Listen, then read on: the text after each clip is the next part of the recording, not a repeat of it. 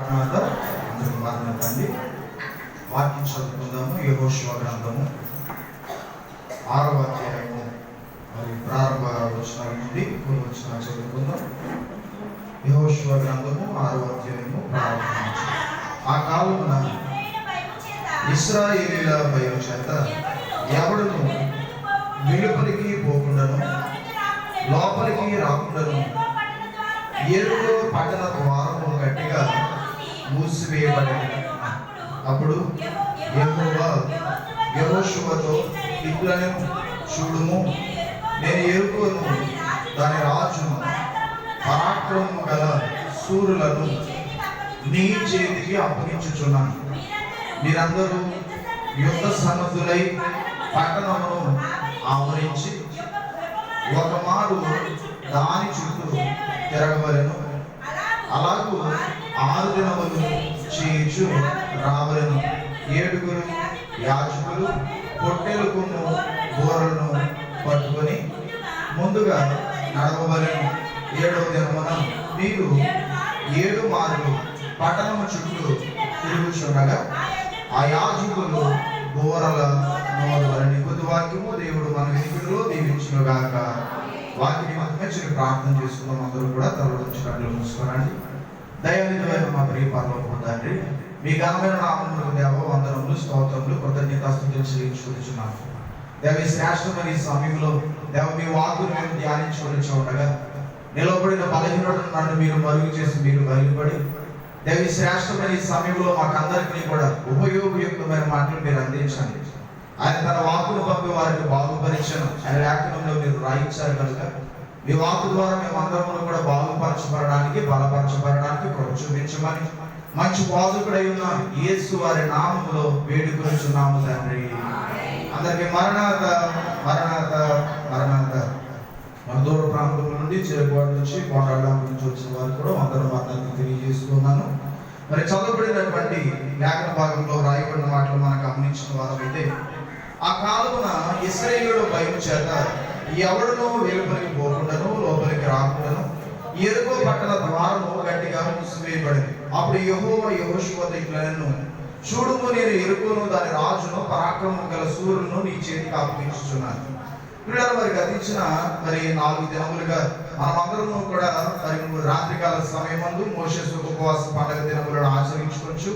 మరి నిర్గమకాండలో రాయబడినటువంటి చరిత్రను మనమందరము కూడా ధ్యానించుకుని వారమే. అయితే బైబిల్ మిషన్లో ఉన్న ఒక క్రమం ఏంటి అని అంటే, మరి జూలై నెల 1వ తారీఖు నుంచి ఆగస్టు నెల 9వ తారీఖు వరకు కూడా మోషే ఉపవాస పండుగ దినాలు ఆచరించుకునేటువంటి ఒక వాడుక మనం కలిగిన వారమే ఉన్నాము. మరి మోషే ఉపవాస పండుగల తర్వాత మరి ఆగస్టు 10వ తారీఖున తైలాభిషేక పండుగ అనే ఒక పండుగను జరిగించుకునేటువంటి ఒక క్రమమును ఒక వాడుక మనం కలిగిన వారమే ఉన్నాం. అసలు ఎందుకండి మరి ఈ పండుగను మనం ఆచరిస్తూ ఉన్నాము? అసలు ఎందుకు మరి మోషే ఉపవాస పండుగ దినాలు మనం ధ్యానించుకోవాలి అని ఒకవేళ ఆలోచన మీరు కలిగి ఉంటే ఒక చిన్న మాట చెప్పి ఎవరిలోనికి వెళ్తాను.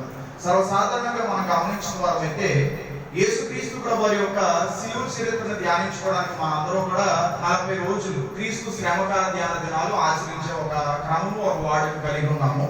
మరి మోషే ఉపవాస పండుగ దినాలు ఎందుకండి, మనం ఎందుకు ఆచరించాలి, అసలు ఈ క్రమం అనేది ఎలా వచ్చింది అని మనం ఆలోచన చేస్తే, ఒక సమయంలో మరి దైవజనుడు దేవదాసయ్య గారు ఉన్నటువంటి కాలంలో కొంతమంది సన్నిధి స్త్రీలైన వారు మరి దైవజనుల దగ్గరికి వచ్చి ఒక మాటను తండ్రి గారికి తెలియజేశారు. ఆ మాట ఏంటంటే, అయ్యగారు మేము ప్రార్థన చేసుకుంటూ ఉంటే మాకు ఒక కర్ర కనబడుతుంది.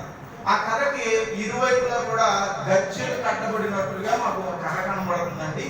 దానికి మేము ఎంత అనుకున్న ప్రయత్నం చేస్తున్నా కూడా మేము దాన్ని అందుకోలేకపోతున్నాం. అసలు ఏంటయ్యారు దాని యొక్క అర్థం, దాని భావం ఏంటి అని చెప్పి మన నాటకాల సమయంలో ఏర్పాటు చేయబడిన సన్నిధి స్త్రీలైన వారు దైవజనుడు దేవదాసయ్య గారి దగ్గరికి వచ్చి ఆ మాట అడిగిన సమయంలో తండ్రి గారు మరి దేవుడిని అడిగి ప్రార్థనలో కొద్దిసేపు గడిపి ఆయన దేవుడిని అడిగి దేవుని ఉద్దేశాన్ని తెలుసుకుని వారికి చెప్పిన మాట ఏంటి అని అంటే, అమ్మా ఇది మోషే కర్ర అన్నారు. ఏ కర్ర అంటామా అంటే ఏంటంటే ఈ మోషే కర్ర అంటే దైవజనుడు చెప్పిన మాట, అది జీవం కలిగినటువంటి కర్ర. మోషే గారి చేతులు ఆ కర్ర ఉన్నటువంటి సమయంలో ఆయన ఎర్ర సముద్రం ఆయన 2 పాయలుగా చేయగలిగారు. బండ నుండి నీళ్లు తెప్పించగలిగిన వారు ఉన్నారు. ఇలా ఉన్న అనేకమైన ఆశ్చర్య కార్యాలు దేవుడు ఆ కర్ర ద్వారా జరిగింపజేశారు. కర్ర నిర్జీవమైనదైనా కూడా దేవుడు ఆ కర్రకి ఏమి ఇచ్చారయ్యా అంటే జీవాన్ని ఇచ్చారు. కనుక జీవం కలిగిన కర్రతో దేవుడు మరి ఘనమైన కార్యాలు జరిగింప చేస్తారమ్మా. అది జీవం కలిగిన మోషే కర్ర అని చెప్పేసరికి వాళ్ళకి ఒక ఆలోచన వచ్చింది. అయ్యగారు ఇప్పుడు మమ్మల్ని ఏం చేయమంటారు, ఆ కర్ర మాకు ఎందుకు కనపడుతుంది అని అన్న సమయంలో దైవజనులు అన్న మాట ఏంటంటే, అమ్మా మోషే గారు ఆ కర్ర కలిగి ఉన్నప్పుడు ఆయనకి అన్ని కూడా జయము కలిగినట్లుగానే మనం వాక్యంలో చూస్తూ ఉంటాం. మీకు కూడా ఆ రీతిగా జయం కలగాలంటే మీరు ఆ కర్రను అందుకోవాలి అన్నారు. ఏమందుకోవాలంటాను? ఆ కర్ర అందుకోవాలంటే మేమేం చేయాలి అయ్యారు అని వారు అడిగిన సమయంలో తండ్రి గారు అన్నారు, మోషే గారి వలె మీరు కూడా ఉపవాసములు చేసిన యెడల దేవుడు మీకు కూడా ఆ జీవం కలిగిన కర్రనిస్తారు అని చెప్పి తండ్రి గారు అక్కడ సన్నిధి స్త్రీలైన వారికి చెప్పిన ఆ మాటను బట్టి నాడు సన్నిధి స్త్రీలైన వారికి ప్రారంభించబడినటువంటి ఈ మోషే ఉపవాస పండుగ దినాలు నేటి వరకు మనకి మరి బైబిల్ మిషన్ సంఘంలో జరిగించుచున్నట్టు ఒక వాడుక కలిగిన వారు మేము. అయితే పిల్లల మరి ఈ మోషే ఉపవాస పండుగ దినాల్లో మనము విమోచన చరిత్ర, ఇశ్రాయేలు ప్రజలందరి యొక్క విమోచన చరిత్ర అంతా కూడా మనం ధ్యానించిన వారమే ఉన్నాం కనుక మరి ఈ సందర్భంలో కూడా ఇశ్రాయేలు ప్రజల గురించినటువంటి విషయాన్ని నేను జ్ఞాపకం చేస్తాను. అయితే పిల్లలు మీకు అందరికీ కూడా తెలుసు, ఈ ఇశ్రాయేలు ప్రజలైనటువంటి వారు మన ఐగుప్తు దేశంలో 430 సంవత్సరాలు వీరు బానిసలుగా ఉన్నారు. ఈ 430 సంవత్సరాలు కూడా ఈ ఐగుప్తు దేశంలో వీరు బానిసలుగా ఉన్నటువంటి సమయంలో మరి ఎవరికైనా బానిసలుగా ఉండడానికి ఇష్టం ఉంటుందంటారా? అది మనుషులకే కానీ జీవరాశులకే కానీ వేటికి కూడా ఏమి ఇష్టం ఉండదయ్యా అంటే బానిసలుగా ఉండడం లేదా కట్టబడి ఉండడం, బంధించబడి ఉండడం ఏమాత్రం కూడా ఇష్టం ఉండదు. మీరు ఒక పక్షిని తీసుకొచ్చి ఒక భూమిలో పెట్టారనుకోండి, దానికి మీరు ఎంత ఆహారం పెట్టినా కూడా, దాన్ని మీరు ఎంత బాగా చూసినా కూడా దాని ఆలోచన ఏముంటుందో తెలుసా? మీరు నన్ను ఎప్పుడు విడిచిపెడతారా, నాకు వెళ్ళడానికి బయటికి వెళ్ళడానికి నాకు ఇక్కడ ఈ యొక్క మరి బోర్ యొక్క ఆ డోర్ అనేది ఎప్పుడు తెరవబడుతుందా అన్నట్లుగా స్వాచ్ కోసం ఎదురు చూస్తూ ఉంటుంది.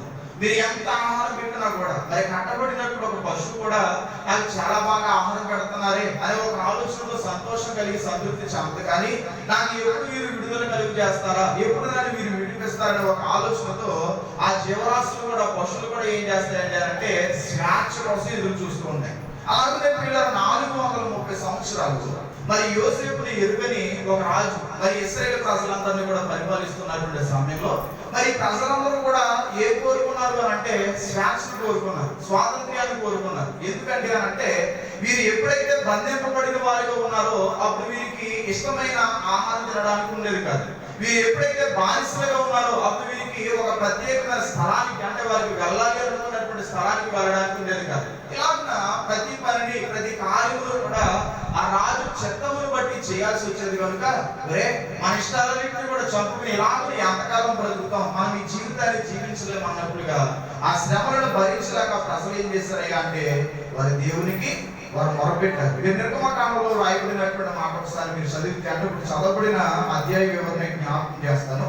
నిర్గమకాండము 3వ అధ్యాయము మరి 7వ వచనంలో రాయబడినటువంటి మాటలను మనం చూస్తున్నట్లయితే, మరియు యెహోవా ఇట్లనెను, నేను ఐగుప్తులో ఉన్న నా ప్రజల బాధను నిశ్చయముగా చూచితిని. పనులలో తమను కష్టపెట్టు వారిని బట్టి వారు పెట్టిన మాటలు వింటిని, వారి దుఃఖములు నాకు తెలిసినవి. కాబట్టి ఐగుప్తుల చేతిలో నుండి వారిని విడిపించుటకును ఆ దేశంలో నుండి విశాలమైన మంచి దేశములకు అనగా కనానీయులకు, హిత్తీయులకు, అమోరీయులకు, పెరిజ్జీయులకు, హివ్వీయులకు, యెబూసీయులకు నివాస స్థానమై పారుతీరులు ప్రవహించు దేశములకు వారిని నడిపించుటకును దిగివచ్చున్నాను. ఇక్కడ వ్రాయబడిన మాటను చూస్తే ప్రభు అంటున్న మాట ఏంటంటే శ్రమలో తమను కష్టపెట్టు వారిని బట్టి వారు పెట్టినటువంటి మొర నేను విన్నాను. వారి స్వేచ్ఛ కోసం, వారి స్వాతంత్ర్యం కోసం దేవమమ్మల్ని ఇక్కడ నుండి మీరు విడిపించండి, ఈ బానిస బ్రతుకు మేము జీవించలేకపోతున్నామని చెప్పి వారందరూ కూడా ప్రార్థన చేసిన సమయంలో తండ్రి అయిన దేవుడు అన్నమాట ఏంటంటే నేను శ్రమలో నుండి వారిని విడిపించడానికి నేను దిగి వచ్చానని చెప్పి దేవుడు వారిని విడిపించడానికి దేవుడు మోషే గారిని ఏర్పాటు చేసుకున్నారు. ఆ మాటలు మీకు అర్థమవుతున్నాయా? అరణాథ అర్థమవుతున్నాయమ్మా? ఎవరిని ఏర్పాటు చేసుకున్నారంట? ఎందుకు ఏర్పాటు చేసుకున్నారంట? ఎందుకంటే అక్కడ వారు దేవుడికి ప్రార్థన చేశారు, ఈ బానిస బ్రతుకుని మేము భరించలేకపోతున్నాం, ఈ కష్టములు మేము భరించలేకపోతున్నాం కనుక మమ్మల్ని విడిపించండి అని చెప్పి వారు ప్రార్థన చేసేసరికి దేవుడు వారిని విడిపించడానికి మోషే గారిని దేవుడు ఏర్పాటు చేసుకున్నారు. ఈ రీతిగా వారు విడిపించబడిన తర్వాత, ఈ రీతిగా వారు విడిపించబడి వారు నడిపించబడుతూ వారు అరణ్యంలో వారు ఎన్ని సంవత్సరాలు వారు ప్రయాణించారయ్యా అంటే 40 సంవత్సరాలు వారు అరణ్య ప్రయాణం వారు చేయడం జరిగింది.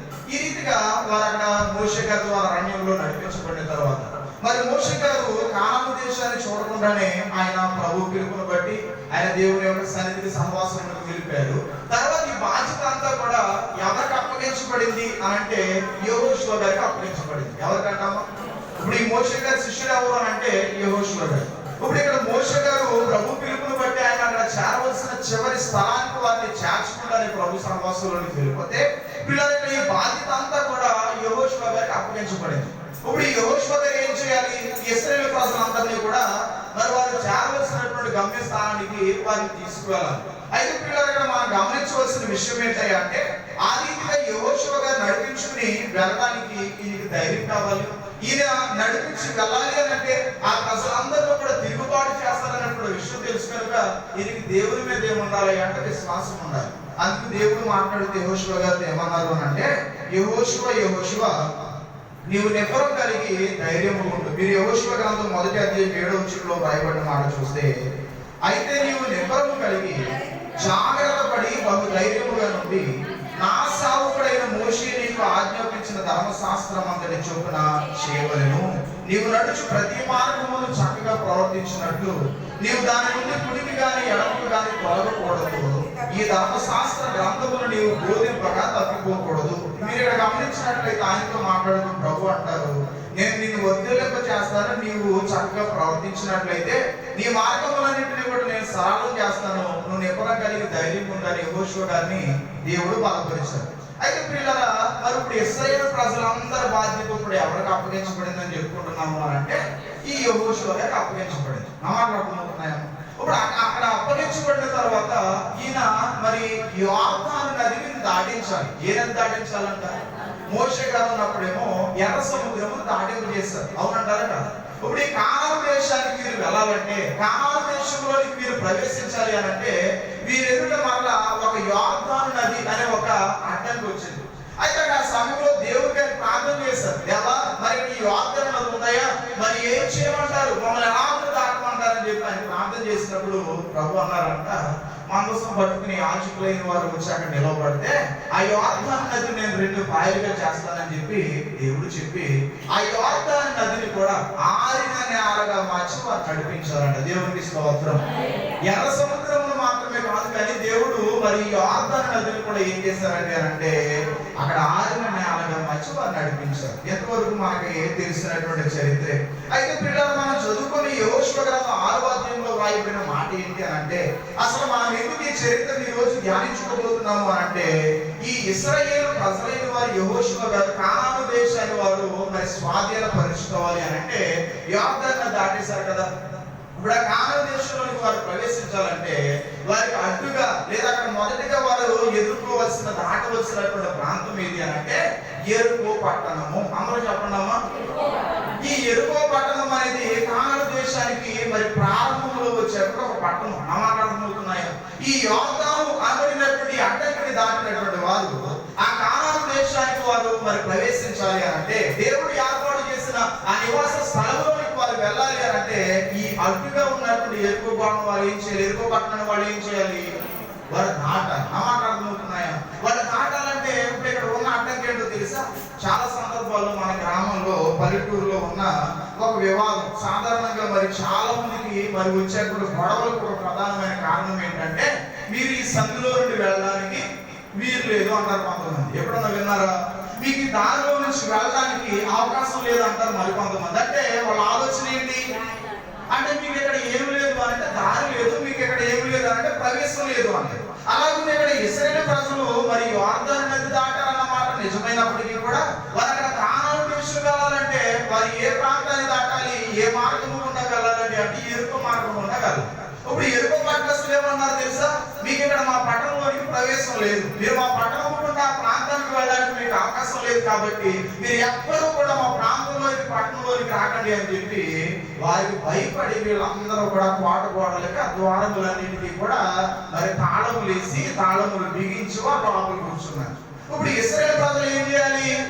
కానాను దేశాన్ని వారు స్వతంత్రించుకోవాలి. చాలా మంది అభిప్రాయపడుతూ ఈ ఇశ్రాయేలు ప్రజలు నిర్గమాకాండం ఈ చరిత్ర అంతా యెహోషువ గ్రంథం అంతా చదివేటప్పుడు చాలా మంది ఏమనుకుంటున్నారు తెలుసా, అయ్యా మరి ఇశ్రాయేలు ప్రజలు అక్కడ కానాను దేశాన్ని స్వతంత్రించుకోవడానికి వారిని మరి దౌర్జన్యంగా వారు అక్కడ యుద్ధాలు చేసుకున్నారు కదా, మరి అది న్యాయమేనా అనే ఒక ఆలోచనతో చాలా మంది ఏమన్నారు తెలుసా, మరి దేవుడిచ్చిన దేశం అయితే మరి వారు చక్కగా వెళ్ళి స్వతంత్రించుకోవాలి, కానీ వేరే ఆ ప్రాంతంలో ఉన్న వాళ్ళ మీద వారు దౌర్జన్యం చేయడం దేనికి, లేదా వేరే ప్రాంతంలో ఆ ప్రాంతంలో ఉన్నటువంటి వారి మీద వారు యుద్ధం చేయడం దేనికి, వాళ్ళని తరివేసి వేళ్ళు ఉండడం దేనికి అన్నట్లుగా చాలా మంది ఏం చేస్తున్నారు అంటే అపార్థం చేసుకున్నారు. అసలు యుద్ధం చేయాల్సినటువంటి అవసరం ఎందుకు వచ్చిందో నేను చెప్తాను. అసలు ఇశ్రాయేలు ప్రజలు ఎరుకో ప్రజల మీద కానీ లేదా హాయి ప్రజల మీద కానీ అక్కడ కానానులో ఉన్నటువంటి అనేకమైన జాతుల ప్రజల మీద కానీ యుద్ధం చేయడానికి గల ప్రధానమైన కారణం ఏంటంటే అంటే ఈ కానాను దేశం అనేది ఎవరిదండి అంటే ఇశ్రాయేలు ప్రజలది. నా మాటలు అర్థమవుతున్నాయా? దేవుడు అబ్రహాం గారితో ఏమన్నారు, నీకును నీ సంతతికి నేను ఆ కానాను దేశాన్ని నిత్య స్వాస్థ్యముగా ఏర్పాటు చేస్తాను అన్నారు. ఇప్పుడు ఆ భూమికి హక్కుదారులు ఎవరు అంటే ఇశ్రాయేలు ప్రజలే. ఆ భూమి ఎవరిదండి అంటే అబ్రహాం గారి యొక్క సంతానమే. మరి అక్కడ వేరే జాతుల వారు ఎలా వచ్చారా అంటే ఇక్కడ వీరు 430 సంవత్సరాలు ఐగుప్తు దేశంలో బానిసలుగా ఉన్నారు కదా. 7 సంవత్సరాల కరువు వచ్చిందని వారు ఐగుప్తు దేశానికి వెళ్ళిపోయి అక్కడ స్థిరపడిపోయిన తర్వాత ఆ శ్రమలో వారు బంధింపబడిన తర్వాత ఆ దేశానంతటినీ కూడా ఆయా ప్రాంత ప్రజలు ఆయా జాతుల ప్రజలు వచ్చి స్వాధీనపరుచుకున్నారు. ఈ ప్రాంతంలో మీరు ఉండండి, ఈ ప్రాంతంలో మేము. ఆ మాటలు మీకు అర్థమవుతున్నాయా? ఇప్పుడు నేను ఒక మాట జ్ఞాపకం చేస్తాను. ఇప్పుడు మనం ఎవరికైనా ఇల్లు అతికించామనుకోండి, వాళ్ళు ఒక 5-6 సంవత్సరాల తర్వాత 10 సంవత్సరాల తర్వాత మనం మరలా మన ఇంట్లో ఉండాలి అనే ఒక ఆలోచనలో వచ్చామనుకోండి, వాళ్ళు ఇల్లు నాదే అంటే మనం ఊరుకుంటాం. ఆమె ఏమంటాం, ఇక నేను అతికించాను కానీ నీకు నేను అమ్మ రాసి ఇచ్చానా అంటారా కాదు. మరి ఇక్కడ పరిస్థితి కూడా ఎలా ఉంది అని అంటే ఇది నిత్య స్వాస్థ్యముగా దేవుడు ఎవరి కోసం ఏర్పాటు చేశారండి అంటే ఇశ్రాయేలు ప్రజల కోసం ఏర్పాటు చేశారు. కానీ వేరే ప్రాంత ప్రజలందరూ కూడా వచ్చేయమంటున్నారు, అయ్యా ఇది మాది అన్నట్లుగా తమ స్వాస్థ్యముగా వారు ఏర్పరచుకోవడానికి ప్రయత్నం చేస్తే దేవుడు నిత్య స్వాస్థ్యముగా ఏర్పాటు చేసినటువంటి ఈ ప్రజలు మరలా వారి స్వంత ప్రాంతంలో తమ నివాస వారి నిత్యమైన స్వాస్థ్యంలో వారు ఉండాలంటే వారు ఏం చేయాల్సి వచ్చింది అంటే వారి మీద యుద్ధం చేయాల్సి వచ్చింది. ఇది తప్పు అంటారా? మా ఇంట్లో నేను ఉండడానికి మా ఇల్లు అంటే సొంత ఇల్లు నా ఇంట్లో అదుకున్న వాళ్ళు నా మీద దెబ్బలాడుతుంటే నేను వాళ్ళ మీద దెబ్బలాడటం తప్పంటారా? తప్పంటారా? నా ఇంట్లో నేను ఉండాలి, ఇది నా ఇల్లు అనడం పొరపాటు అంటారా? ఇశ్రాయేలు ప్రజలు కూడా చేసింది అది. అయితే మీ ఎరుకో పట్టణం దగ్గరికి వచ్చేసరికి వాళ్ళు ఏమన్నారు తెలుసా, అసలు మీరు మా ప్రాంతంలోకి రాకూడదు, మీరు మా పట్టణంలోకి ప్రవేశించకూడదు అన్నట్టుగా అక్కడ చుట్టూ కూడా బలమైన ప్రాకారములు కలిగినటువంటి పట్టణస్తులు అంటారు, మీకు అనుమతి లోపలికి రావడానికి లేదు అన్నారు. ఇప్పుడు ఈ ఇశ్రాయేలు ప్రజలు ఏం చేయాలి అని అంటే ఇప్పుడు వీరికి ఒక భయంకరమైనటువంటి శ్రమ ఎదురుగా ఉంది. ఇప్పుడు ఆ శ్రమ ఏంటంటే అంటే మీరు చేరుకోవాల్సినటువంటి ప్రాంతానికి మీరు వెళ్ళాలంటే ఎదురుగా భయంకరమైన ప్రాకారాలు ఉన్నాయి. దాన్ని దాటగలిగిన శక్తి వీరికి లేదు, దాన్ని జయించగలిగినటువంటి శక్తి కూడా వీరికి లేదు. ఆ సమయంలో మీరు ఏం చేయాలంటే అంటే దేవుని సన్నిధిలోకి వచ్చి ప్రార్థించడం ప్రారంభించాలి. ఈ రోజు మనం గమనించవలసిన విషయం ఏంటంటే నెల సన్నిధిలో స్వస్థత ప్రార్థనలు ఏకీపించిన వారులారా, ఈ రోజు దేవుని సన్నిధిలోకి వచ్చి ప్రార్థన చేస్తే మనం అందరూ కూడా గ్రహించవలసిన తెలుసుకోవాల్సిన విషయం ఏంటంటే దేవునికి మనము ప్రార్థన చేసినప్పుడు దేవుడు మనకి కార్యం చేయాలంటే ఆయన మన విశ్వాసాన్ని పరీక్షిస్తారు. ఏం చేస్తారంట అంటే ఏంటి విశ్వాసాన్ని పరీక్షించడం అంటే? విశ్వాసం లేకుండా మీరు గంట సేపు ప్రార్థన చేసి చూడండి, ఉపయోగం ఉంటుందా? విశ్వాసం లేకుండా దేవుడు చేస్తారు అనే నమ్మకం లేకుండా మీరు 7 వారాలు కాదు కదా 77 వారాలు వచ్చిన దేవుని సన్నిధికి ఏమాత్రం కూడా ఉపయోగం ఉండదు. ఆ మాట మీకు అర్థమవుతున్నాయి అంటే దేవుని సన్నిధిలోకి వచ్చినటువంటి మనం ఖచ్చితంగా దేవునికి ఏదైనా ఒక అంశం లేదా ఒక కార్యం మనం జరిగించుకోవాలని ఒక ఆలోచనతో ప్రార్థన చేయడం ప్రారంభించాము అంటే దేవుడు ఖచ్చితంగా మనలో చూసే ప్రధానమైన లక్షణం ఏంటంటే అంటే విశ్వాసం. ఏం చూస్తారంట ఇప్పుడు అందుకని మీరు కూడా దేవా ఈ ఎరుకో పట్టణం ఆబడినటువంటి పట్టణం మా ఇంత ఒక భయంకరమైన ప్రాకారములు కలిగినదిగా ఒక అడ్డుగా ఉంది, మమ్మల్ని ఎలా దాటగలమంటారు, మమ్మల్ని ఎలా జయించమంటారు, మమ్మల్ని ఏం చేయమంటారని చెప్పి ప్రార్థన చేస్తుంటే వారి విశ్వాసాన్ని పరీక్షించడానికి దేవుడు వారికి బలపడించారు. ఆ పాయింట్ నేను చెప్తాను. పిల్లల మాటలు మనం చూసిన వారైతే యెహోషువ గ్రంథంలోనే 6వ అధ్యాయము మరి 3వ వచనం నుంచి వ్రాయబడిన మాటలు మనం గమనించినప్పుడు మీరందరూ యుద్ధ సన్నద్ధులై పట్టణమును ఆవరించి ఒక మారు దాని చుట్టూ తిరగవలను, అలాగున 6 దినములు చేయించు రావలను, 7 ఏడుగురు యాజకులు పొట్టేలు కొమ్ము బూరలను పట్టుకొని ముందుగా నడవలను. 7వ దినమున మీరు 7 మార్లు పట్టణము చుట్టూ తిరుగుచుండగా ఆ యాజకులు బూరలను కనుక అక్కడ దేవ మరి భయంకరమైన ప్రాకారములు మేము ఎలాగ దాటి వెళ్ళాలి అని అడిగినటువంటి సమయంలో అక్కడ దేవుడు వారికి ఆజ్ఞాపించినటువంటి ఒక ఆజ్ఞ ఏంటి అని అంటే, ఆ ఎరుకో పట్టణం యొక్క ప్రాకారములు అంటే పట్టణం అంతా చుట్టూ కూడా మీరు ఏం చేయాలి అని అంటే 7 దినములు తిరగాలి అన్నారు. ఎన్ని దినములు అంటామా? ఈరోజు చాలా మంది దేవుని సన్నిధికి 7 వారాలు మేము వెళ్ళాలనుకుంటున్నామండి అని అంటారు. అవునంటారా కాదు? 7 రోజులు మేము ప్రార్థన చేయించుకోవాలనుకుంటున్నామండి అని అంటారు. అంటే పిల్లల వారి ఆలోచన ఏంటి అంటే, ఈ 7 వారముల ద్వారా 7 దినముల ద్వారా దేవుడు మా పక్షంగా వేరే కార్యం జరిగింప చేస్తారని విశ్వాసం వారికి కలిగి ఉంటారు. అయితే ఇక్కడ ఈ యెహోషువ విషయంలో, ఈ ప్రజల విషయంలో కూడా దేవుడు అన్నారు, ఎరుకో పట్టణం చుట్టూ కూడా ఎన్ని రోజులు తిరగాలంట అమ్మ? ఎన్ని రోజులు అంటాము? ఈ 7 రోజులు తిరగాలి. 7 రోజుల్లో కూడా ఎలా తిరగమని చెప్పారంటే, మొదటి రోజున ఒకసారి తిరగాలి, 2వ రోజున ఒకసారి తిరగాలి, అలాగే 6 రోజులు ఒక్కొక్క రోజు ఒకసారి తిరిగి చివరి 7వ రోజు వచ్చేసరికి ఏం చేయాలి అంటే, ఆ 7వ రోజున 7 సార్లు తిరగాలి. ఎన్నిసార్లు తిరగాలంటే 6 రోజులు రోజుకు ఒకసారి తిరగమన్నారు. 7వ రోజున మాత్రం ఎన్నిసార్లు తిరగమన్నారండి అంటే 7 సార్లు తిరగమన్నారు. ఇప్పుడు నేను ఒక చిన్న మాట అంటాను.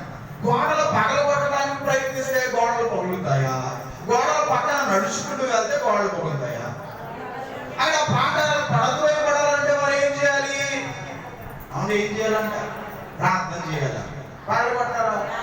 ఆ గోడలు కూడే ప్రయత్నం చేయాలా? వాటిని పగలగొట్టాలా? ప్రార్థన చేయాలంటే అక్కడ దేవుడు వారికి చెప్పిన పని ఏంటో తెలుసా? అక్కడ యాజకులైన వారు ముందు బోర్లు ఊరుతూ వారు నడుస్తుంటే వెనకాల ఇశ్రాయేలు ప్రజలందరూ కూడా కేకలు వేయించి వారు 7 దినములు తిరగాలి అని చెప్పి వారు చెప్పారు. అందుకు గల కారణం ఏంటయ్యా అంటే, పిల్లలు ఇశ్రాయేలు ప్రజల యొక్క విశ్వాసాన్ని దేవుడు పరీక్షించేవాడై ఉన్నారు. ఏం చేస్తున్నారంటమ్మా?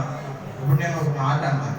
ఒక రోజు వారు ఒక రోజు అంతా కూడా పట్టణం చుట్టూ తిరిగారు. అంటే ఎంత దూరం మీరు ఊళ్ళో నుంచి మన కాలగొట్టలకు రావడానికి పాపం నడిచి వచ్చే వాళ్ళందరూ కొంతమంది ఆయాసమే వస్తాను, నడవలేక వస్తూ ఉంటారు, కష్టపడుతూ ఇంకా అంత దూరం వెళ్ళాలరా అన్నట్టు. నా మాటలు అర్థమవుతున్నాయా? మనకి ఊళ్ళోకి ఇక్కడికి 8 కిలోమీటర్ల దూరం ఉంటుంది.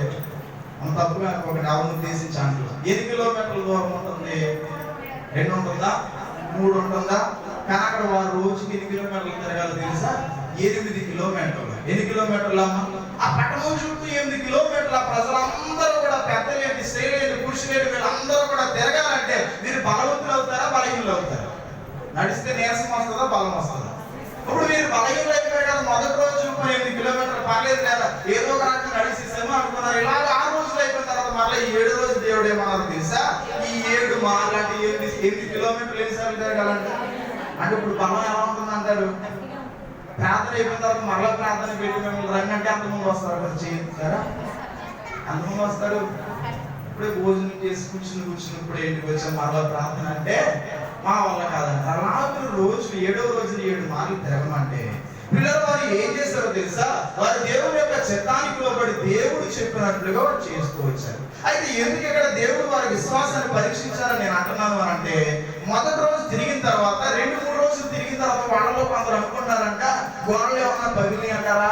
ఆ మాట్లాడుతున్నాయి. ఏం పగిలి అంట? ఎందుకంటే దేవుడు వాళ్ళకి చెప్పిన మాట ఏంటి? 7 మార్లు మీరు తిరగండి అని చెప్పినప్పుడు కొందరు ఉంటారు కదా, వారి ఆలోచన ఏంటంటే అమ్మ జరుగుతుందంటావా అని సందేహం కలిగిన వారు కొందరు ఏం చేసేవారు అంటే ఆ గోడల వైపు తేరు చూసేవారు. కానీ గోడల్లో చిన్న బీటి కూడా కనపడలేదు. మరి 6 రోజులు అయిపోయిన తర్వాత వాళ్ళ విశ్వాసం ఎలా ఉండాలి? ఒరే కయ్యేలాగునా 7 మార్లు మన వల్ల కాదులే కానీ మనం మరలా యోర్దాను నది దాటి ఐగుప్తు దేశానికి వెళ్ళిపోదాం, ఇంకా అక్కడే చక్కగా ఉందాం, మనకి ఆ బానిస బ్రతికే బాగుంటుంది అన్నట్లుగా వారు నిజంగా అవిశ్వాసం కలిగి వెనుతిరిగిపోయిన వారైతే ప్రియులారు వారు అక్కడ ఆ ఎరుకో పట్టణాన్ని వారు జయించగలిగేవారా అనంటే మాత్రమే కూడా జయించగలిగేవారు కాదు. అందుకని ఇక్కడ 6వ అధ్యాయంలో పిల్లలు 20వ వచనంలో రాయబడిన మాట మనం చూసిన వారమైతే, యాజకులు బోరలు ఊదగా ప్రజలు కేకలు వేసిరి. ఆ బోరల ధ్వని వినినప్పుడు ప్రజలు ఆర్భాటముగా కేకలు వేయగా ప్రాకారము కూలిన. దేవునికి స్తోత్రం. అంటే అక్కడ ఇశ్రాయేలు ప్రజలందరూ కూడా వారు దేవుని చిత్తానికి లోబడి, అయ్యా మరి దేవుని మందిరం చుట్టూ తిరిగితే లేదా అక్కడ గోడ చుట్టూ తిరిగితే ఏమవుతుందయ్యా, 7 వారాల తర్వాత ఏమవుతుందయ్యా, 7 రోజులు ప్రార్థన చేసుకుంటే ఏమవుతుందయ్యా, ఏ కార్యం జరుగుతుందయ్యా ఒక ఆలోచనతో నిరుత్సాహంతో వారు ఉండిపోలేదు. కానీ దేవుడు మా పట్ల మా విశ్వాసమును బట్టి కార్యం చేస్తారని చెప్పి దృఢమైన స్థిరమైన నిశ్చిత విశ్వాసం వారు కలిగి ఉండడాన్ని బట్టి పగలగొట్టకుండానే ప్రాకారములు. ఇది నిజమేనా అని అంటే ఎప్పటికీ యెరూషలేములో మరి ఇక్కడ యెరికో పట్టణం యొక్క ప్రాకారం పడద్రోయబడినటువంటి ప్రాకారముల యొక్క మరి రుజువులు ఉన్నాయి, సాక్ష్యాలు ఉన్నాయి. ఆ మాటలు అవుతున్నాయా? లేఖనములో పరిశుద్ధ గ్రంథంలో రాయబడిన ప్రతి మాట కూడా వాస్తవము అనేటువంటి విషయాన్ని నేను జ్ఞాపకం చేస్తున్నాను. అందుకని ప్రియులారా, ఈ రోజు దేవుని సన్నిధిలోకి వచ్చిన మనం కూడా, ఆయన సహవాసంలోకి వచ్చిన మనం కూడా ఏదైనా మన ఎదుట ఉన్నటువంటి సమస్య గురించి ప్రార్థన చేయడం ప్రారంభిస్తే ఆ మాట్లాడుతున్నాయా? మనం ఏం కలిగి ఉండాలి అమ్మా? మందిరానికి వచ్చే వాళ్ళు దేవుడు ఏం చూస్తారో తెలుసా? ఎంత విలువైన బట్టలు కట్టుకొచ్చారు చూస్తారు, చూడరు. మన మధ్యలోకి ఎవరైనా మరి విలువైన బంగారు నెక్లెస్లు, హారాలు ఏవేవో ధరించుకుని వచ్చారు అనుకోండి, ఎలా వైపు చూస్తారా? ఏం చూస్తే ఎవరి వైపు చూస్తారు? విలువైన పట్టు చీర కట్టుకొచ్చారు అనుకోండి, ఎవరి వైపు చూస్తారు? ఎందుకంటే ఎక్కడ కొందో ఆ చీర అనుకుంటారు. ఎక్కడ కొందో లేదా ఎంత సంపాదించింది ఆవిడని చెప్పి ఆ బంగారం వైపు ఆ చీరల వైపు చూస్తారు. నా వైపు వాటి వైపు చూస్తారా?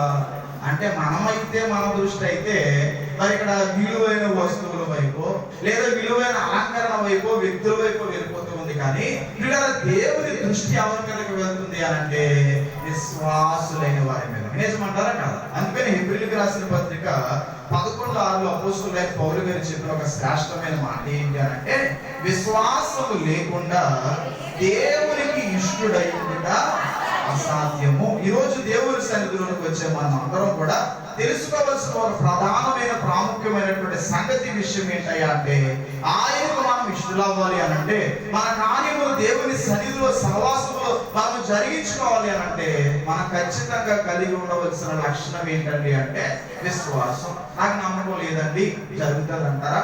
జరగదు. ఆ మాట్లాడుతున్నాయా?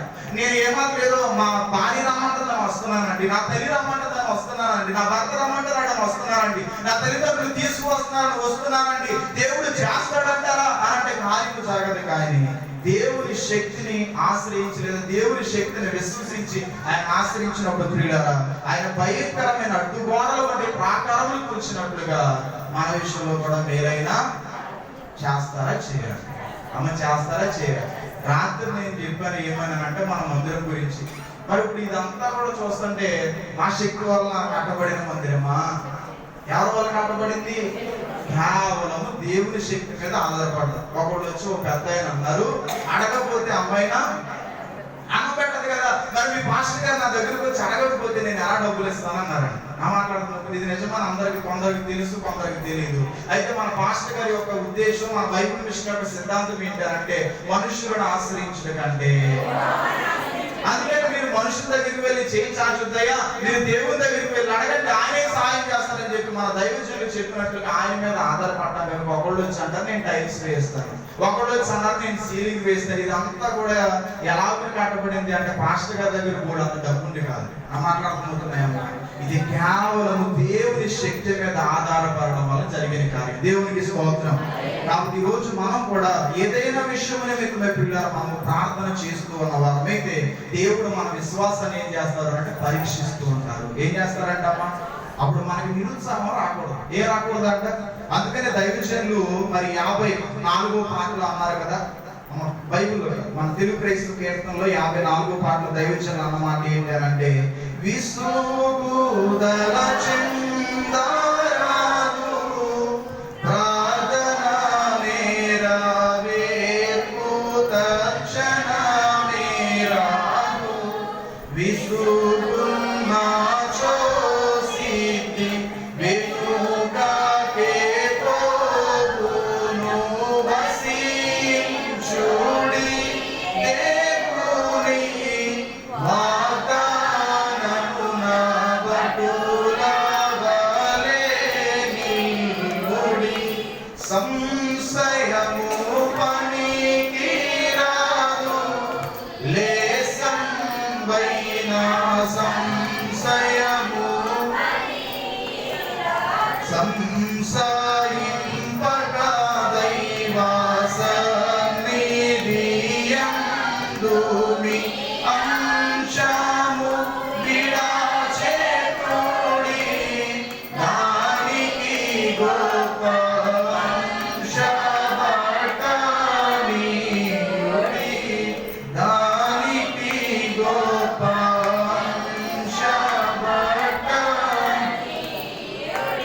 సంశయము పనికిరాదు లెస్సమైన విసుగుదల చందరాదు విసుగున్న చూసింది వెనుకకి పోవును అన్నారు. కాబట్టి దేవుని సన్నిధిలోకి వచ్చిన మనం ప్రార్థన చేసుకున్నటువంటి మనం దేవుని మీద ఆధారపడినటువంటి మనం ఏం చేయాలి, ఏం నమ్మాలి అని అంటే దేవుడి కార్యము చేస్తారా చేయాలి.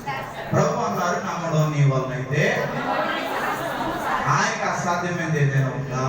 అబ్రహాం గారి దగ్గరికి వెళ్ళి నీకు మరుసటి ఏట కుమార్తె కలుగుతాడని చెప్పినప్పుడు శారాము గారు తన స్థితి వైపు తాను చూసుకుని ఏమనుకుంటున్నారు అని అంటే, ఇది సాధ్యమా?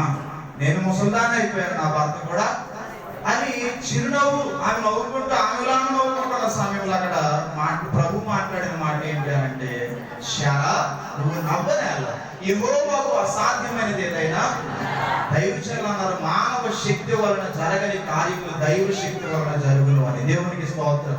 కాబట్టి దేవుని శక్తికి అసాధ్యమైనది ఏది కూడా లేదు అనే విషయాన్ని జ్ఞాపకం చేసుకున్నాను.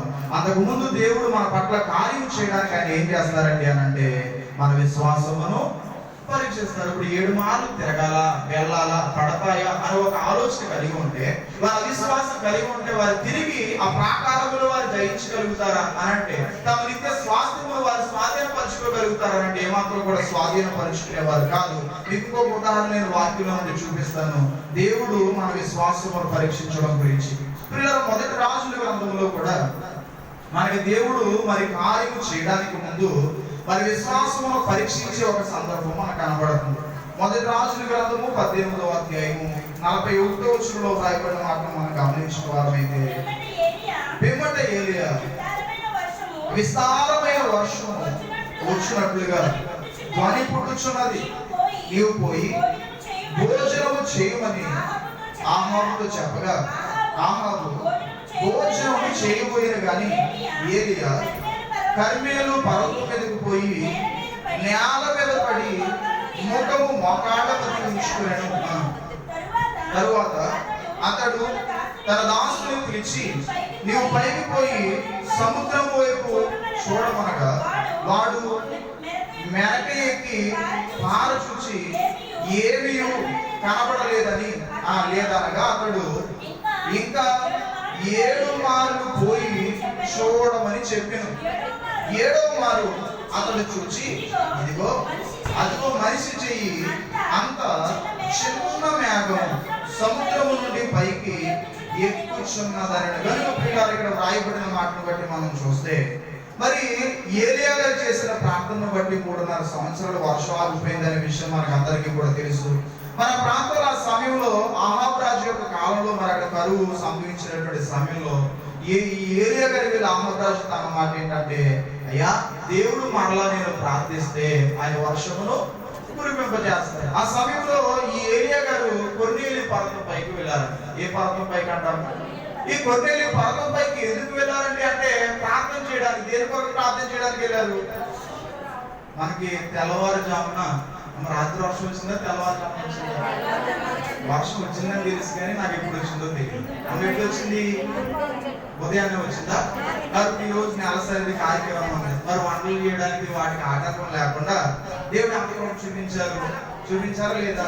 అందువల్ల కారణం ఏంటంటే అది కేవలం దేవుడి సహాయం. అయితే మరి యెహోషువ గారు కూడా అన్నమాట ఏంటంటే, ఏలియా గారు కూడా అన్నమాట ఏంటంటే, నేను వర్షం కురిసినట్లుగా నేను ప్రార్థన చేస్తానని చెప్పి ఆ రాజుకు ఒక మాట సెలవించి ఆయన కొర్నేలి అనబడిన పర్వతం మీదకి వెళ్ళి ప్రార్థన చేయడం ప్రారంభించాడు.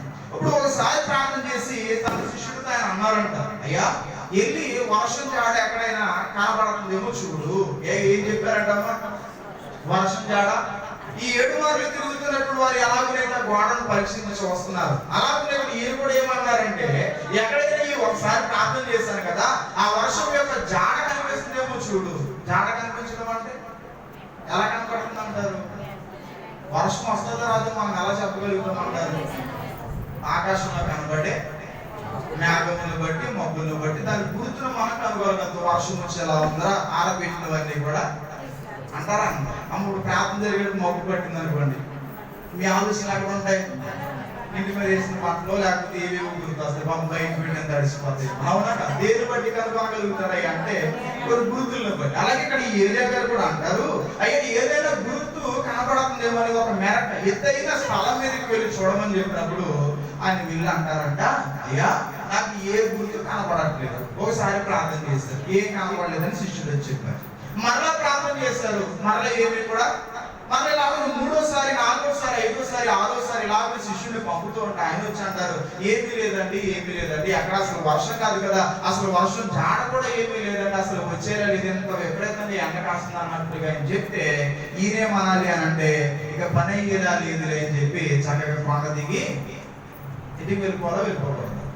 మనం ఏం చేస్తాం? దేవ నాకు కనబడి నాతో మాట్లాడ అంటాం. అమ్మ అవునా కాదు? సూక్ష్మ ప్రార్థన చేసే సమయంలో 10 నిమిషాలకు ప్రభు కనపడలేదు అనుకోండి, ఏం చేస్తాం చెప్పండి అమ్మా? ఇక దేవుడు కనపడేలాగా లేడు, కాళ్ళు నొప్పులు వస్తున్నాయి ఎందుకు అని చక్కగా ఇంటికి వెళ్ళిపోతాము. అవునా కాదు? ప్రార్థన గురించి ఆమేనని చెప్పి చక్కగా మన పనులు మనం చేసుకుంటాం. అంటే ఇక్కడ ఏరియా గారు కూడా ఏమనాలి, ఏం చేయాలి అని అంటే, ఇక ఈ వర్షం వచ్చేలా లేదు, ఏమో నా శిష్యుడేమో ఎండ అంటున్నాడు, ఏమో వర్షం జాగలేదు అంటున్నాడు కదా, మరి వచ్చేలాగా లేదు కదా అని చెప్పి అక్కడ ఆయన ఏం చేయాలి అంటే అవిశ్వాసిగా తిరిగి వెళ్ళిపోలేదు. ఆయన ప్రియులారా, ఆయన చేసిన పని ఏంటో తెలుసా? 7 మార్లు వారు ఎరుకో గోడల చుట్టూ, ప్రాకారం చుట్టూ, పట్టణం చుట్టూ తిరిగినట్లుగా ఈయన 7వ మారు కూడా ప్రార్థన చేసి విశ్వాసంతో ఆయన అన్నారంట, 7వ మారు కూడా వెళ్ళి చూడు, దేవుడు వర్షం యొక్క జాడని ఏదైనా పంపించారు. మనం 7వ మారు కూడా ఈ శిష్యుడు విసుగుదల లేకుండా ఒక యజమాని చెప్పినట్లు వెళ్ళి చూసిన తర్వాత ఆయన అన్న మాట ఏంటంటే, హస్తమంతా మేఘం నాకు కనబడుతుందని అన్నారంట. దేవునికి స్తోత్రం. అంటే నేను ఎందుకు ఈ మాట నేను జ్ఞాపకం చేస్తాను అని అంటే, ఈ ఏలియా ఎంత గొప్ప ప్రవక్త అయినా కూడా దేవుడు ఏలియా ప్రార్థన వినాలంటే వెంటనే చేస్తారా అమ్మా? కానీ వెంటనే జరిగింప చేస్తారా? మొదటి ప్రయత్నంలోనే అక్కడ విజయం పొందారా? 2-3 ప్రయత్నాల్లోనే అక్కడ దేవుడు అక్కడ ఆయనకి ఆ ప్రతిఫలం ఇచ్చారంటే ఇవ్వలేదు. ఎందుకంటే అంటే దేవుడు ఆయన విశ్వాసం కూడా ఏం చేశారండి అంటే ఆయన పరీక్షించిన వారై ఉన్నారు. ఏం చేశారంటమ్మా? పరీక్షించారు. కాబట్టి ప్రియులారా, మన విశ్వాసమును దేవుడు పరీక్షించు వారై ఉన్నారు కనుక మనమందరం కూడా ఎలాంటి విశ్వాసం కలిగి ఉండాలి అని అంటే స్థిరమైన విశ్వాసం. ఏ విశ్వాసం అంటమ్మా? దేవుడి కార్యం చేస్తారు అమాటవుతున్నాయి, దేవుడు నాకు చదువులో విజయం ఇస్తారు, దేవుడు నా వ్యాపారంలో వృద్ధినిస్తారు, దేవుడు నా కార్యంలో దేవుడు సహాయం చేస్తారు, దేవుడు నాకున్న బలహీనతను తొలగింప చేస్తారని ఏ అవసరత నిమిత్తం అయితే మనం దేవుడి మీద ఆధారపడ్డాము, పిల్లల కార్యంలో దేవుడు చేస్తారని స్థిరమైన నమ్మిక విశ్వాసం మనం కలిగి ఉంటే దేవుడు గొప్ప ఘనమైన కార్యమును ఆయన జరిగింప చేయవారై ఉన్నారు. అయితే మన స్థిరమైన విశ్వాసం అనేది ఎలా ఉండాలి అని మీరు ఒకవేళ అడిగితే ఇంకొక ఉదాహరణ నేను చూపిస్తాను. పిల్లల దానియేలు గ్రంథంలో మరి వ్రాయబడిన మాటను మనం చూస్తే మన యొక్క విశ్వాసం అనేది ఎంత గొప్పగా ఉండాలి, మన విశ్వాసం ఎంత స్థిరమైనదిగా ఉండాలని మీరు ఆలోచన కలిగి ఉంటే దానియేలు గ్రంథము 3వ అధ్యాయము పిల్లల 14వ వచనం నుంచి వ్రాయబడిన మాటలు మనం చూసినప్పుడు అంతటా నెబుకద్నెజరు వారితో ఇట్లనెను, షద్రకు, మేషకు, అబేద్నెగో, మీరు నా దేవతను పూజించుట లేదని నేను నిలవబెట్టించిన బంగారు ప్రతిమకు నమస్కరించుట లేదని నాకు వినబడినది, అది నిజమా? ఆ బాకాను పిల్లల త్రోవిని చదవండి. 17వ వచనం చదవండి. మేము సేవించుచున్న దేవుడు మండుచున్న వేడిమి గల ఈ అగ్నిగుండంలో నుండి మమ్మును తప్పించి రక్షించుటకు సమర్థుడు. మళ్ళీ 19వ వచనం ఒకసారి చదవండి. అందుకు నెబుకద్నెజరు అత్యాగ్రహం నుండినందున షద్రకు, మేషకు, అబేద్నెగోను వారి విషయములో ఆయన ముఖము వికారమైను కనుక గుండము ఎప్పటికన్నా 7 అంతలు వేడిగా చేయమని ఆజ్ఞించారు. కనుక ప్రియులారా, ఇక్కడ రాయబడిన మాటలు చూసినప్పుడు మరి ఎరుకో పట్టణం చుట్టూ వారు 7 మార్లు తిరిగారండి. 7 మార్లు దేవుడు వారి విశ్వాసమును పరీక్షించినట్లుగా మరి ఏలియా గారు కొన్నేరు పర్వతం మీద 8 మార్లు ప్రార్థన చేస్తారండి. 7 మార్లు ప్రార్థన చేశారు. ఆయన విశ్వాసమును పరీక్షించిన దేవుడు వర్షముల విస్తారాలను కురిపింప చేసినట్లుగా ఈ షడ్రకు మేషకు అభ్యంతరమైన వారిని కూడా అగ్నిగుండంలో పడవేయడానికి రాజు ఎన్ని అంతలు అగ్నిని పెంచాడండి అంటే 7 అంతలు పెంచాడు. అంటే ఎన్ని అంతలు అంటమ్మా? ఈ 7 అంతలు పెంచిన సమయంలో వాళ్ళు ఏమన్నారు తెలుసా? ఒక వంతు వేడికే భరించలేక మనుషులు తగలబడిపోతూ ఉంటే 7 అంతలు పెంచావా? అయ్యో మేము బ్రతుకుంటే ఏదైనా తిని బ్రతుకుతాం, నువ్వు చెప్పినట్టుగా మేము చేస్తాం, నువ్వు ఏది చేయమంటే అది చేస్తాం, మమ్మల్ని బ్రతకనివి అని చెప్పి అక్కడ వారు ప్రార్థన కానీ వారు అంటారు, నువ్వు వేడి గల అగ్నిలో మమ్మల్ని పడేసినా మా దేవుడు మమ్మల్ని రక్షించగలిగిన సమర్థుడు. ఇక నా మాటలు అర్థమవుతున్నాయా? అంటే మన విశ్వాసం ఎంత గొప్పగా ఉండాలండి అంటే నా దేవుడు సమర్థుడు. ఎలాంటి వారు అంటే ఆయన అమ్మ, ఎలాంటి వారంట ఆయన? ఏ విషయంలో సమర్థుడు? నమ్ముతున్నారా అమ్మ? నమ్మికతో వస్తున్నారా? విశ్వాసంతో వస్తున్నారా? ఆయన చేస్తారని నమ్మకం లేకుండా వచ్చి మీరు ఎంతసేపు కూర్చున్నా ఉపయోగం, మీరు ఎన్ని వారాలు వచ్చినా ఉపయోగం లేదు, మీరు ఎంత పరిచర్య చేసినా ఎంత కానుక ఇచ్చినా కూడా ఉపయోగం లేదు. ఎప్పుడండి అంటే మీకు ఆయన మీద నమ్మకం లేనప్పుడు. ఆ మాటలు మీకు అర్థమవుతున్నాయా?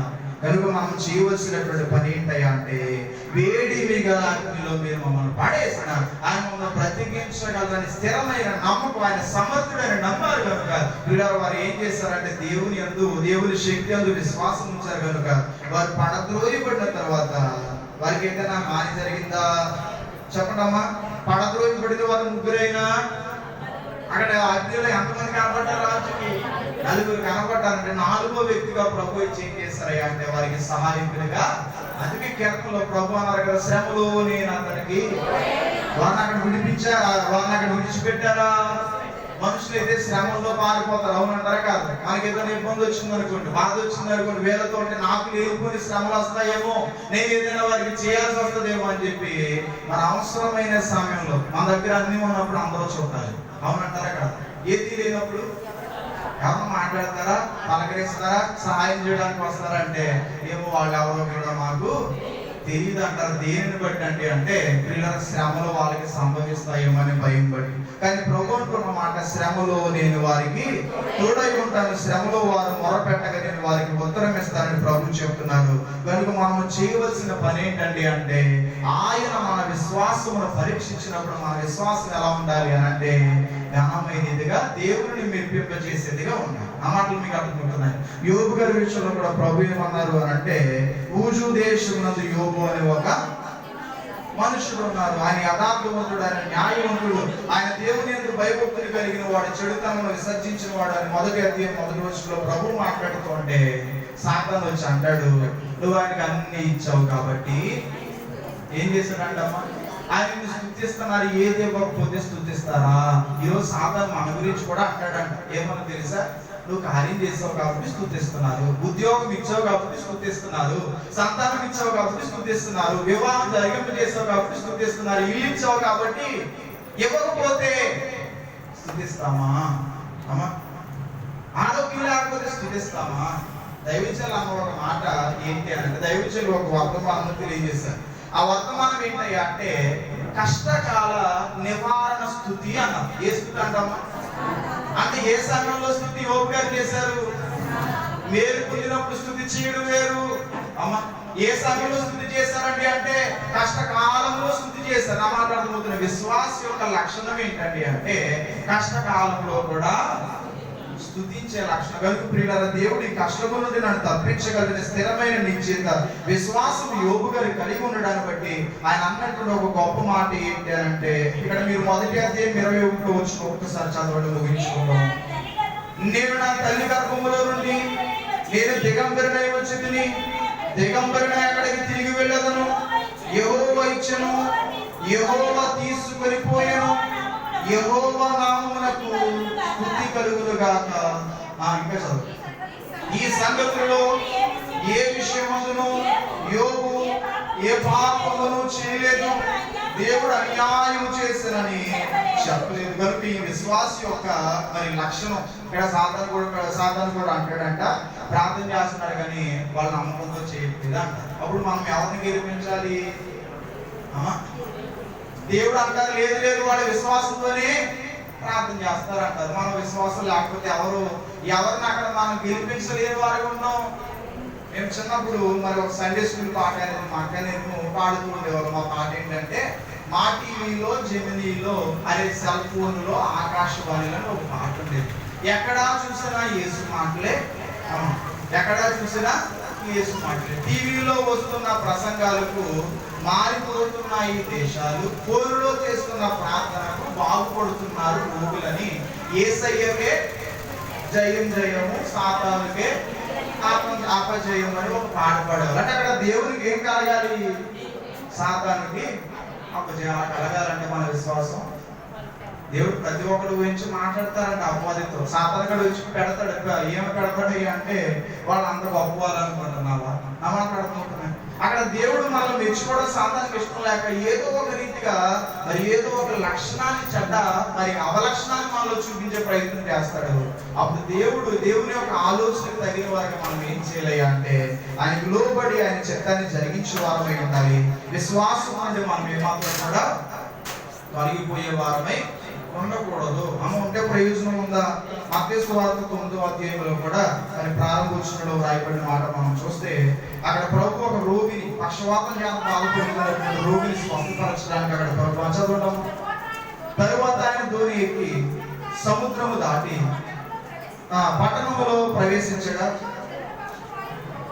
ఇదిగో జనులు పక్షవాయువుతో మంచం పట్టి ఉన్న ఒకని ఆయన ఒకరు తీసుకుని వచ్చి, యేసు వారి విశ్వాసము చూచి, కుమారుడా ధైర్యముగా ఉండుము, నీ పాపములు క్షమించబడి ఉన్నవని పక్షవాయువుల వారితో చెప్పిన. కనుక ఇక్కడ రాయబడిన మాటను చూస్తే ప్రభు వారిలో చూసిన ఉన్నతమైన లక్షణం ఏంటంటే యేసు వారి వస్త్రములు, వస్త్రము చూడలేదా? ఏం చూసారంట? వారి విశ్వాసం. ఏం చూసారంటమ్మా? ఈరోజు ఆయన దగ్గరికి వచ్చే మనం కూడా ఏం చూడాలయ్యా అంటే, ఏం కలిగి ఉండాలయ్యా అంటే విశ్వాసము. తండ్రి గారు అన్నారు, విశ్వాసము లేని విసుగుదల సమాయాన, విశ్వాసము లేని విసుగుదల సమాయాన, విశ్వాస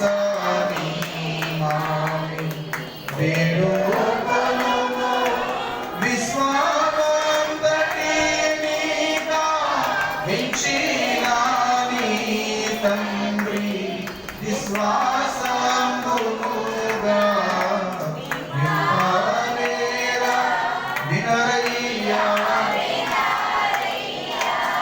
యేసు ప్రభావము ధరయ్యా క్రీస్తుని ఘనకార్యము. విశ్వాసము లేని విసుగుదల సమయాన విశ్వాసం ఇమ్మని వేడుకులను, విశ్వమంతటిని గావించిన నీ తండ్రి విశ్వాసమును గావింపలేరా అన్నారు. కనుక దేవుని సన్నిధిలోకి వచ్చామా విశ్వాసం కలిగిన వారు వస్తే ఎంతమంది 7 వారాలు వస్తారో నాకు తెలియదు, కానీ ఎంతమంది 7 రోజులు ప్రార్థన చేయించుకోవాలని ఆలోచనతో ప్రార్థన చేయించుకుంటున్నారో నాకు తెలియదు. కానీ మీరు ఒక రోజు ప్రార్థన చేసినా, 7 వారాలు ప్రార్థనకు వచ్చినా, 1 వారం ప్రార్థనకు వచ్చినా విశ్వాసంతో రండి, దేవుడు మీ పక్షంగా మేలైన కార్యములు జరిగింపజేస్తారు. ఆ రీతిగా విశ్వాసంతో వచ్చి మరి విశ్వాసమును బట్టి ఇష్టలుగా మార్చుకుని దేవుని యొక్క కార్యములు జరిగించుకోగలిగే ధన్యత భాగ్యము ప్రభువును అనుగ్రహించి మీ ద్వారా మన ద్వారా ఆయన మహిమను అందుకుందురుగాక. అందరికీ